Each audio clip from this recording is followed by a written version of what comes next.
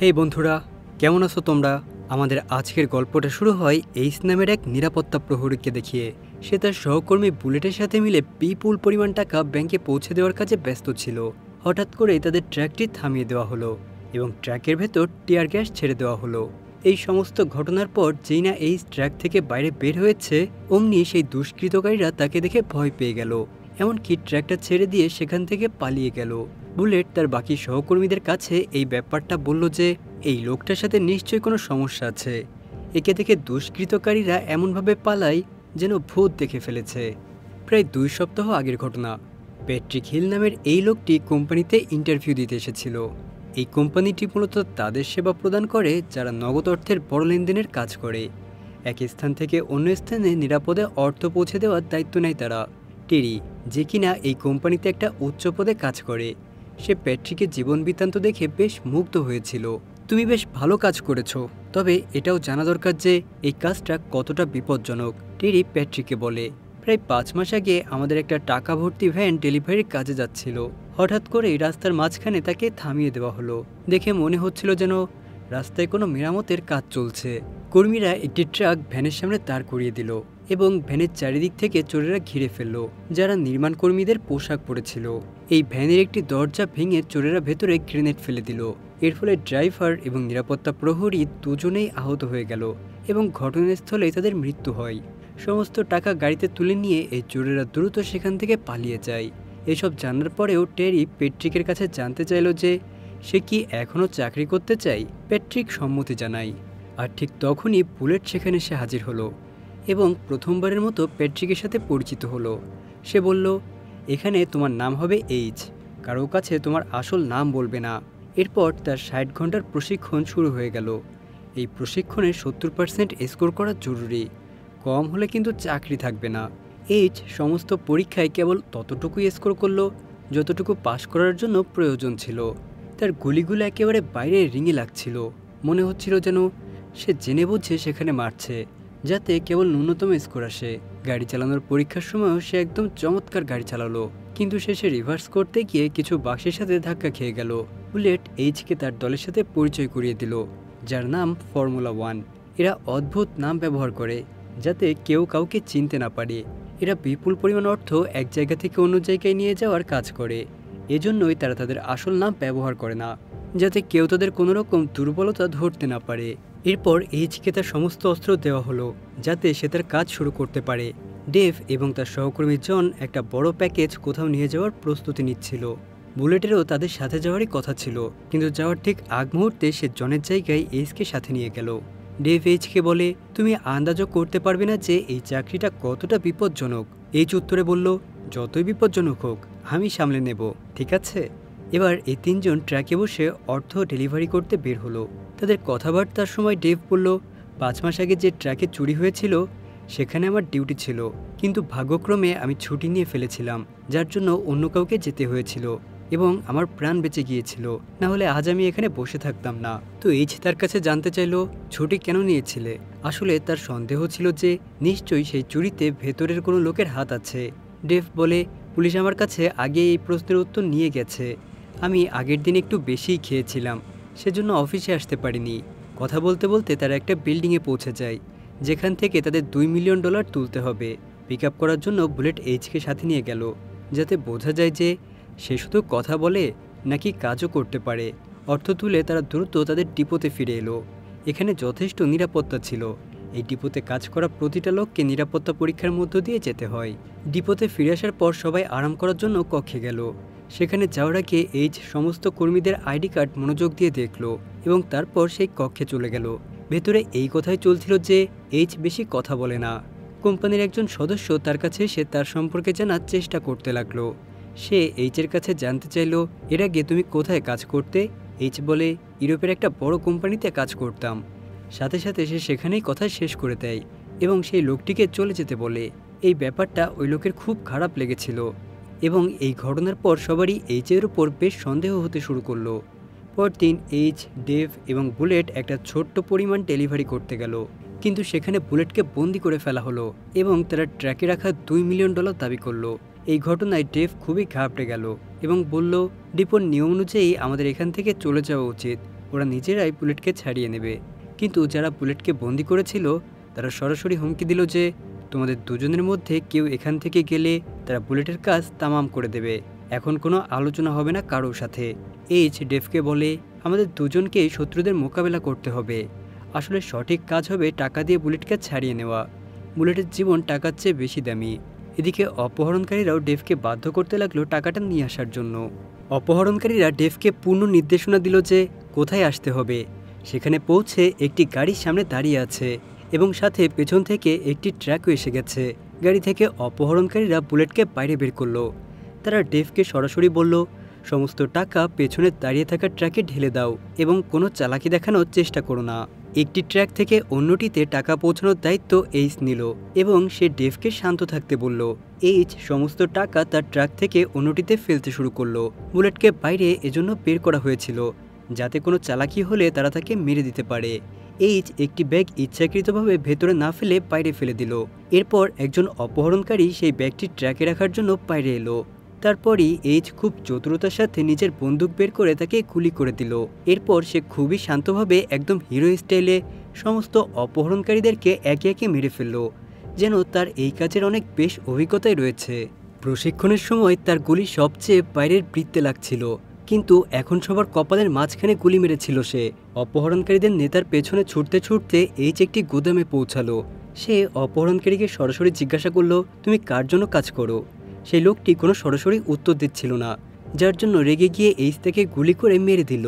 Bullet এবং Dave পেছন থেকে এসে অবাক হয়ে দেখল যে কিভাবে একাই এইচ পুরো দলের সবাইকে সাফাই করে দিয়েছে। এই ঘটনার পর পুলিশ এইচকে জিজ্ঞাসাবাদ করতে লাগলো যে সে কোনো অন্য দেশের গোপন এজেন্ট কিনা, যার জন্য সে এত সহজে পুরো দলের সাফাই করে দিয়েছে। এইচ বলে না স্যার, এমন কিছুই নয়, আমার তো দৈবক্রমে ঠিক হয়ে গিয়েছিল, ভুলে গুলি সব নিশানায় লেগে গিয়েছিল। এরপর পুলিশ এইচকে শুরুর দিকে চুরির ভিডিও দেখালো। সেটা দেখে এইচ বলল আমি এ ব্যাপারে কিছুই জানি না, তখনও আমি এই কোম্পানির জন্য কাজ করতাম না।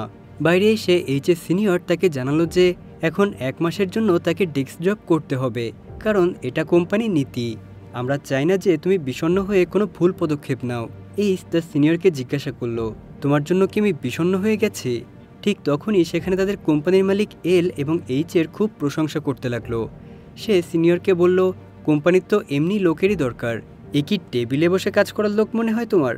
ঠিক তখনই সেই পুলিশ অফিসার যে এইচের সাথে কথা বলছিল সে তার সিনিয়রকে ফোন করে জানালো এই সেই লোক যাকে বুড়ো 25 বছর ধরে খুঁজে বেড়াচ্ছে, কিন্তু বস বলল এখনকার জন্য কোনো পদক্ষেপ নিও না এবং এ যা করছে এখন করতে দাও।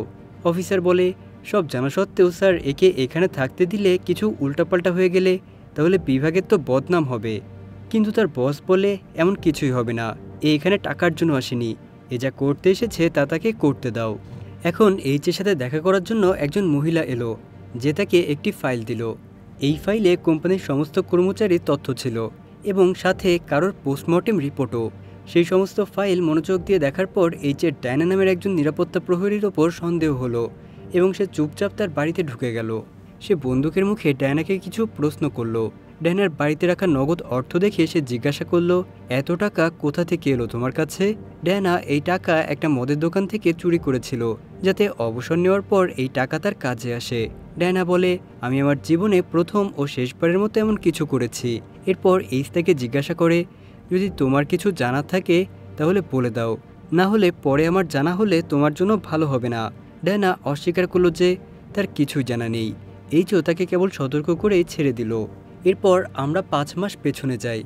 এইচ তার ছেলের ডগির সাথে কোথাও যাচ্ছিল, তখন তার কাছে মাইক নামের একজনের ফোন এলো।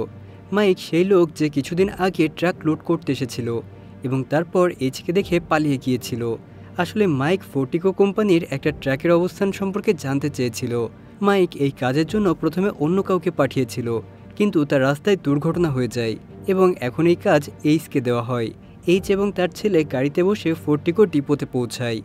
নিজের ছেলেকে গাড়িতে রেখে তার জন্য খাবার আনার অজুহাতে এইচ বাইরে গেল, যাতে সে ফোর্টিকোর ট্র্যাকের ওপর নজর রাখতে পারে। এইচকে কেবল মাইককে বলতে হবে যে এই ট্র্যাক ডান দিকের রাস্তায় যাবে নাকি বাম দিকের।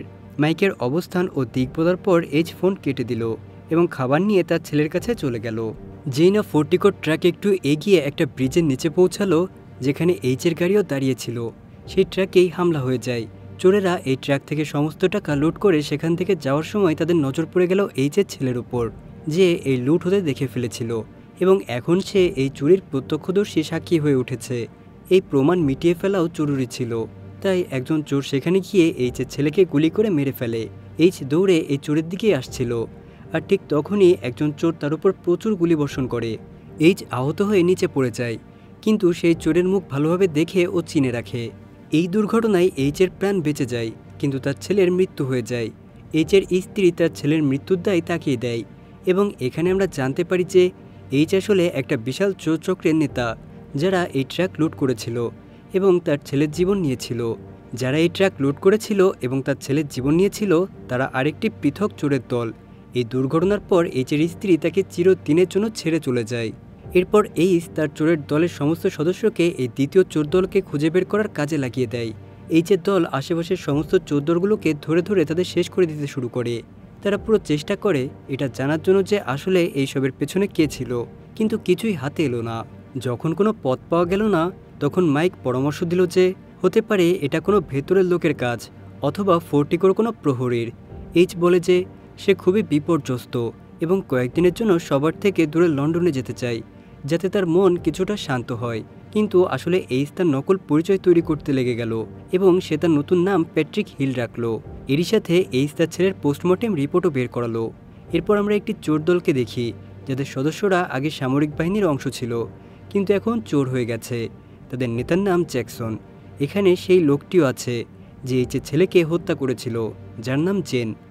এখন এই দল একটা বড় চুরির পরিকল্পনা করছিল এবং তাদের লক্ষ্য ছিল সেই কোম্পানি যা নগদ অর্থ এক জায়গা থেকে অন্য জায়গায় নিয়ে যাওয়ার কাজ করে। তখন ফোর্টিকো কোম্পানির কোনো ভেতরের লোকের কাছ থেকে তারা জানতে পারল যে একটি ট্রাকে $2 মিলিয়ন কোথাও নিয়ে যাওয়া হবে।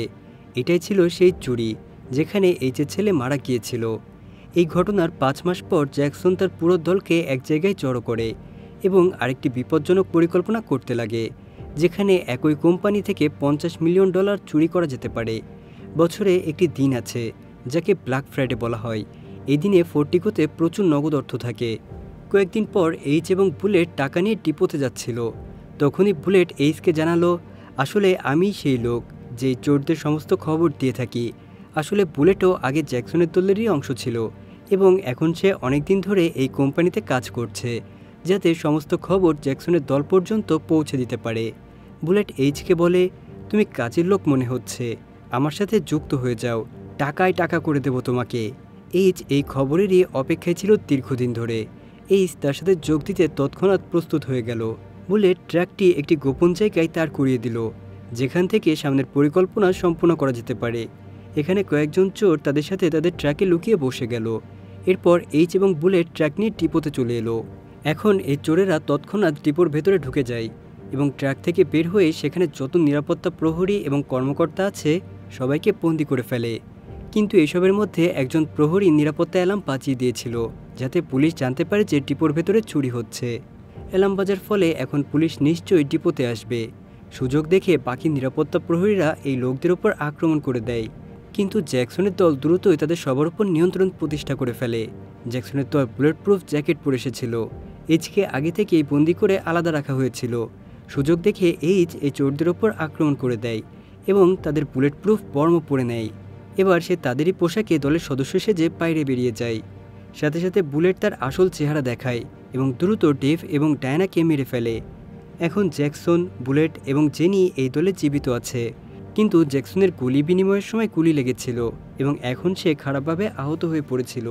এই তিনজন এখন ডিপো থেকে কোনো মতে টাকায় ভর্তি ট্রাক নিয়ে বাইরে বেরিয়ে বাইরে দাঁড়িয়ে থাকা পুলিশের গাড়িগুলোকে ফাঁকি দিয়ে রাস্তা পার করে সেই গ্যারেজে চলে গেল। এই গ্যারেজের নিচে কিছু ভূগর্ভস্থ সুড়ঙ্গ তৈরি করা আছে। জ্যাকসন এই সময়ে খুবই আহত ছিল এবং তার মনেও এই সন্দেহ ছিল যে জেন তাদের মেরে নিজের সমস্ত টাকা নিয়ে পালাতে চায়, যার জন্য জ্যাকসন জেনের উপর বন্দুক তাক করার চেষ্টা করে, কিন্তু জেন জ্যাকসনের বন্দুক কেড়ে নিয়ে তার গলা কেটে দেয়। এখন জেন এবং বুলেট সমস্ত টাকা নিয়ে এই সুড়ঙ্গ দিয়ে বাইকে করে একটা গাড়ির কাছে পৌঁছায়। এই দুজন সমস্ত টাকা এই গাড়িতে তুলে দেয়, কিন্তু এই দুজনের মনেই চোরের ভাব ছিল। বুলেট তার বন্দুক বের করে জেনকে মারার আগেই জেন প্রথমে বুলেটকে গুলি করে দিল এবং সমস্ত টাকা নিয়ে এই সুড়ঙ্গের মাধ্যমে যে নিরাপদে সেখান থেকে পালিয়ে যায়। তার মনে হচ্ছিল যে সে এখন স্বাধীন হয়ে গেছে। জেন এখন তার ফ্ল্যাটে বিশ্রাম নিচ্ছিল। যেই না সে বাথরুম থেকে বেরিয়ে টেবিলের কাছে এলো, তখনই সেখানে একটা ফোন বাজতে শুরু করলো, যেটা এই টাকায় ভর্তি ব্যাগের মধ্যে রাখা ছিল। যেই না জেন ফোন তুলল, তখনই তার জানা হলো যে এইচও সেখানে তার বাড়িতে এসে গেছে। এটা এইচের পরিকল্পনা ছিল, যাতে সে জেনের অবস্থানের খোঁজ পেতে পারে। এইচ তাকে জানায় যে, যাকে তুই মেরেছিলি না সেদিন, সেই বাচ্চাটাকে, সে ছিল আমার ছেলে। সে তাকে তার ছেলের পোস্টমর্টেম রিপোর্ট দেখালো, যেখানে লেখা ছিল যে অভ্যন্তরীণ অঙ্গে গুলি লাগার কারণে তার ছেলের মৃত্যু হয়েছে। এরপর এই জেনকেও ঠিক সেইভাবে মারল, যেভাবে সে ডগিকে মেরেছিল। এরপর এইচ বাইরে এলো, যেখানে একজন এফবিআই প্রধান তার অপেক্ষায় ছিল। সমস্ত টাকা এইচ এফবিআইয়ের হাতে তুলে দিল। এখন নিজের কাজ সম্পূর্ণ করে এইচ গাড়িতে বসে সেখান থেকে চলে গেল। আর এভাবেই শেষ হয় এই প্রতিশোধ ও ন্যায় বিচারের কাহিনী। একজন পিতার ভালোবাসা, তার সন্তানের জন্য ন্যায় বিচার পাওয়ার সংগ্রাম, আর অবশেষে প্রতিশোধ নেওয়ার গল্প। তো বন্ধুরা, গল্পটা তোমাদের কাছে কেমন লেগেছে অবশ্যই আমাকে কমেন্ট করে জানাতে ভুলবে না কিন্তু। তো দেখা হবে পরবর্তী কোনো ভিডিওতে। আল্লাহ হাফেজ।